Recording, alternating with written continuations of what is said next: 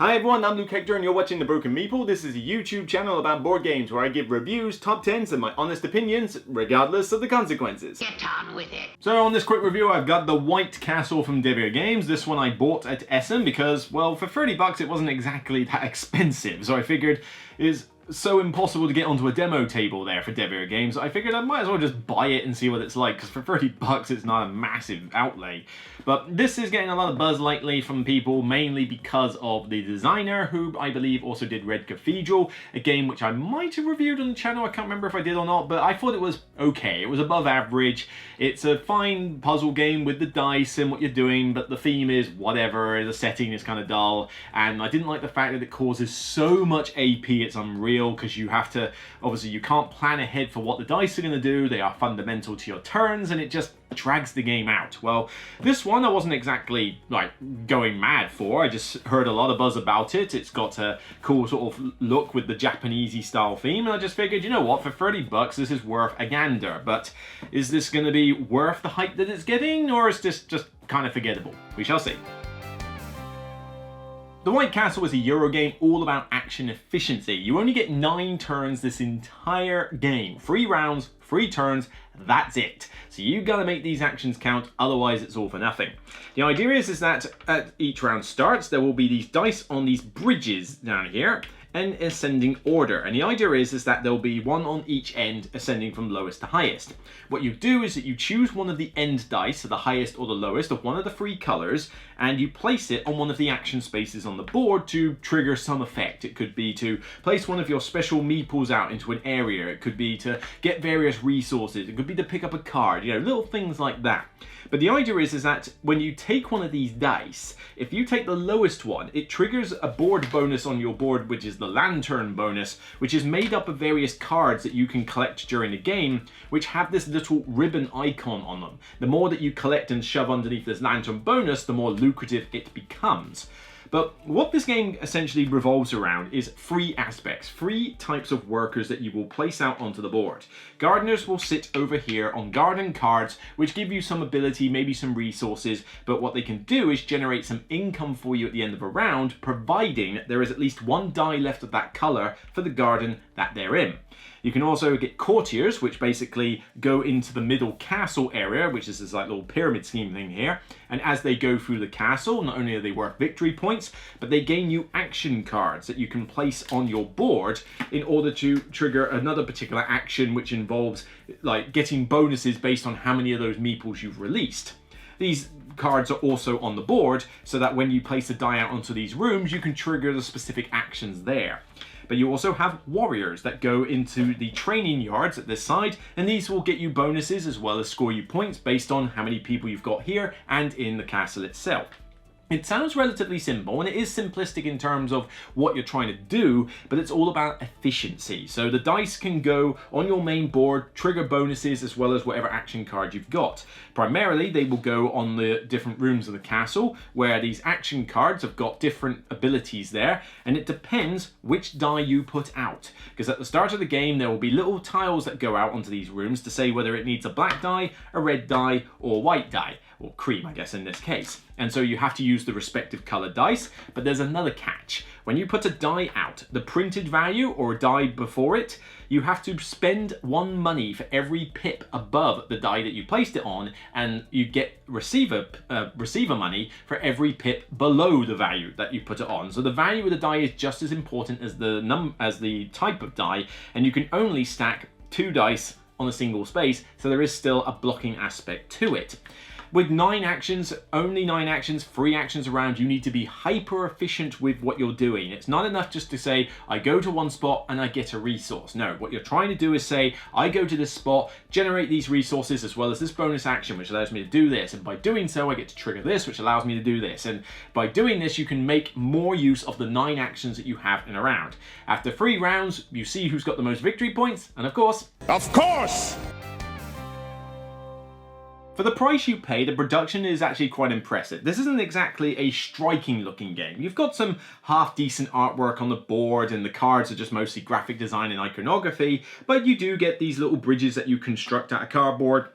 that hold the dice in very nicely. You've got custom shaped meeples, you've got oversized heron like player markers, you've got ridiculously oversized palm tree dragon, I forget what this is, like round markers and things. So there's certainly a decent amount like that's gone into it for that money, but also you get quite a lot in the box for what it is. I mean, this is a very small box, and yet you get 4 players worth of pieces, you get money, you get all the different dice, you've got all the different cards, the free bridges, you've got 4 player boards with like bits chopped out of them, the rule book, solo mode. It packs quite a bit into this game, although bear in mind that because it's a small box, getting everything into this box is a little bit on the tricky side. I mean, you have got to really jam-pack stuff in here. I'm glad that they are at least not putting oversized boxes here. I mean, if you gave this in a Ticket to Ride style box, that sort of thing, it'd be too large, but you can go a tiny bit bigger here, chaps. Maybe just a tiny bit, because it is a little bit on the tight side, and it is kind of like the Krypton factor in order to get everything back in when you're done with it. But for 30 bucks, I'm pretty impressed. There's nothing here that looks completely like, oh, gorgeous or lovely. I mean, even the artwork on the board is fairly basic. I've seen much better examples of Japanesey style artwork, think, like Takinoko, Tokaido, Iki, those sort of things. But this is adequate for what it needs to be. But you got to factor in, and it only costs £30. That's pretty cheap. Is bread free? Yeah. We'll split an order. In terms of player scaling, it scales reasonably well actually. With 2 players you cannot stack dice, so it is very much more tight on the board. 3 players you can, and 4 players doesn't really add any extra spaces either. So 4 players becomes very tight. Like, people are really hunting for spaces in a 4-player game, and you better be aware of that. 3 seems to be a very good sweet spot. You've got enough interaction, enough people blocking you, but you can still kind of get what you want to do done without just like your whole game being hosed just because somebody happened to go to the spot you were in. And 2 remains nice and tight while still keeping easily to an 80-minute time frame. I mean, 2 players can get through this in no time at all if they're not being slow. It really is quite short and pretty nippy in that regard. The rules themselves are pretty straightforward as well. I mean, this rulebook does have a decent amount of text, but I was able to, on 2 separate occasions, unbox the game, put it together, learn it from the rulebook, and teach it on the same day without too much rules referencing. And then when I hadn't played it for a while, I came back and I pretty much did the same thing again, read the rulebook and taught it half from this. And it was doable, and people got it. Certainly you're going to need to at least play 1 game of this before you get the hang of the tactics and strategy, so this is not a game I recommend to teach new players on a regular basis. I feel like you need a regular group with this one, but the rules themselves are not complicated, and the rulebook is written very well. I didn't find that I had really any FAQ moments where I'm like, oh, the rulebook doesn't explain this, how do I deal with it? But I honestly found this to be very well written, very well laid out, and the iconography on the back of the book, very cool as well. It's also a very entertaining, thinky puzzle. The idea that you've got to think, right, well, these are the dice available to me. Well, let's see, the reds I can use over there, but then I've got a gardener here. I don't want to use up all the reds right now. Maybe I should use a different color. Well, let's say I could do this action. That'll get me some iron. That's cool. I need some iron in one of those lotus flowers. Great, I could use that and put some warriors out next turn. If I can get what I need. How much money have I got? Well, if I go there though with that die, I've got to pay a money, but if I go there with a lower die, maybe have a slightly lesser action, I get more money, and you're catering with what other players might do. So like, you're likely to do stuff with courtiers, because I can see you've got quite a lot of mother of pearls there as your resources, so maybe I should go to that spot first before they nick it, so that I get a better, I'm not blocked out of it later. There's just a cool puzzle that you're figuring out, while not even just catering for what other opponents might do, because it's more important in this game than I think a lot of other Euros as to what your opponents might take, because it really can mess you over at times. But just the puzzle of thinking, well, let's see, I do this, which changes into that, which changes into that, changes into that. When you have a turn that's not particularly great, doesn't feel that amazing, but when you are able to chain 2 or 3 things together and the turn goes on and on, it feels very satisfying to get it done, and that's kind of like the appeal of this game. If you like the idea of figuring out a combo from a tough little puzzle and seeing it come to fruition, this game's going to be very good for you. Leading on from that though into the bad things, there is still a bit of downtime you have to put up with, particularly with 4 players. Yes, you are kind of mapping out what you're going to do with your turns, but especially with a lot of players, your game can be messed over by simply somebody going to a spot you wanted to go to. You're going to have to rethink and have plan A and plan B and plan C.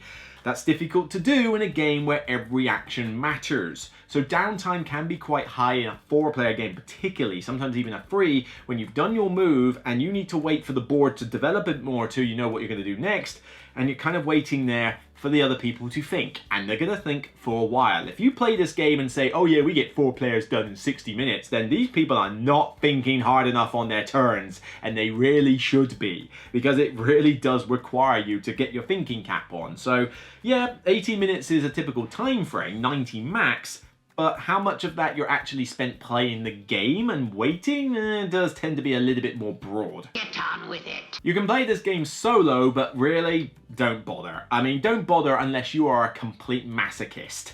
The solo bot in this game is not only not particularly fun, because it's kind of just doing its own thing. It's not doing what you normally do in a game. It's just like, I'm here and I get loads of stuff for free. Look at me, I get to go here and do all this and do all this, and you can't do anything to stop me. And it's like, that's not a very fun bot to go up against.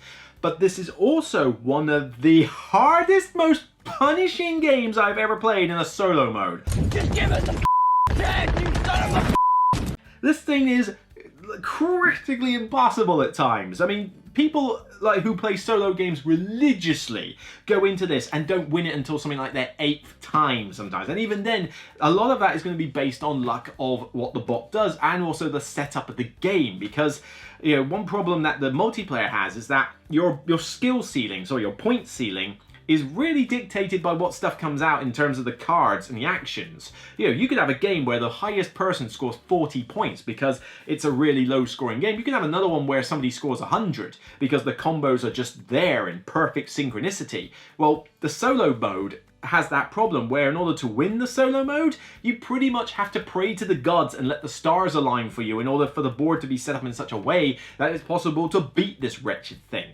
It's not fun to play against, and it's not fun to get pounded by it every single time when it's effectively just playing an unfair game while you've got to jump through all these hurdles. There must have been a better way of doing it, you know, to have like an AI opponent that goes to spots when they shouldn't have, but this one just feels like a kind of like a throwaway cop-out at the last minute, and I honestly don't think it's worth it for solo mode. There'll be plenty of time to discuss your objections when and if you return. The variety in this game is a little limiting as well, because really you are basing your entire strategy on one of 3 aspects for the most part. The training warriors, the courtiers in the castle, and the gardeners. And honestly, I find that you tend to get more points from basically having a combination of the courtiers and the warriors. Having the warriors key off how many people you have in here is already pretty powerful, as well as the fact that you're getting cool cards and stuff from here as well. The gardeners seem a little lackluster. You can potentially get a decent amount of points for a single gardener, but the fact that you only get the income benefit from them, like where your ability will trigger if there's a die left, you only get it twice in a game, and that's if the dice are there. So you might just have people, so, well, you've got a gardener there, I'm going to deliberately take red because it screws you over. Well, you've wasted 50% of the worth of this gardener income-wise because of that, and it's not something you can stop. You know, you can try not to take the color die yourself, but that doesn't stop everybody else doing it. So it just kind of feels a bit like, that's a little annoying. And so the biggest issue there is that you're kind of mostly focused on these 2 for strategy, which means everybody's kind of doing the same thing. You know, there's a couple of bits in here which don't seem worth it at all. I mean, the heron track, this just doesn't seem worth it at all. Unless the stars align, that all the actions and bonuses just happen to level you up on this track. Most games, nobody even gets to the 6-point section of this track, let alone the 10 to 15 point thing at the end. This is meant to dictate turn order. Okay, fine, turn order is important in this game, so it's important to jump in front of someone else because first turn, I think, is critical in this game. Going last hurts like hell, but to get all the way from there to there in a single game just for 15 points, I don't see how you can possibly win by that. Certainly nobody has managed to even get that far, let alone win by munchkining that track. It just doesn't seem worth it for points, mainly just for like turn order. And so each game kind of feels samey. And, you know, I've played this game, I did these sort of things and got this many points. Cool, I play the next game. Plays out kind of the same way.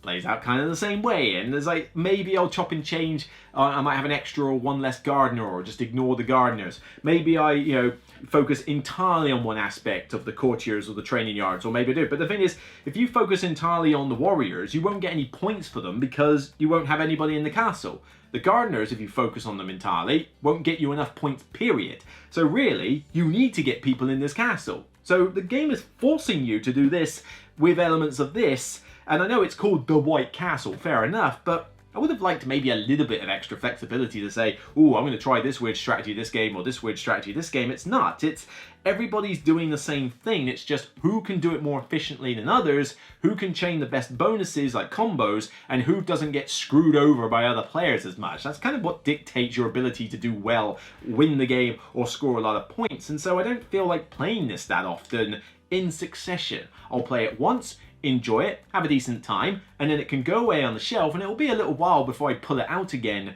before I feel like, you know what, I feel like a game of this now. But that by then, I've kind of gotten used to the fact that time has passed and I don't have to worry about repeating the same strategy again. I just would have liked maybe a bit more flexibility, and if there's one thing that this game is not, it's flexible. This is also a very punishing game, and I mean very punishing.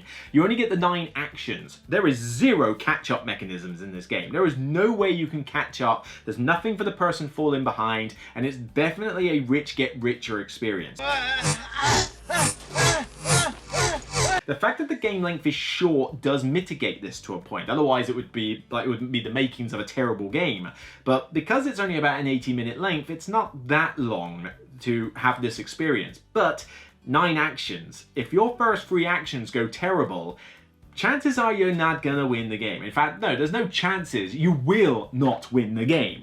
You need to have started off well, and then by doing so, you will get better and better, rich get richer. But if you're on the back foot to begin with, you're going to be on the back foot for a while. In fact, you're going to be on the back foot for the whole game, and it's just going to hurt. And your experience of this game is going to suck a bit when your actions are just go there, get a couple of resources, while somebody else is doing this, change into this, change into that, change into that, change into that, change into that. Haha, fantastic. Look at all the stuff I've got. And it's like, I got a couple of rice. I mean, that was fine, I guess, you know, and it does hurt. Be prepared. It's not forgiving.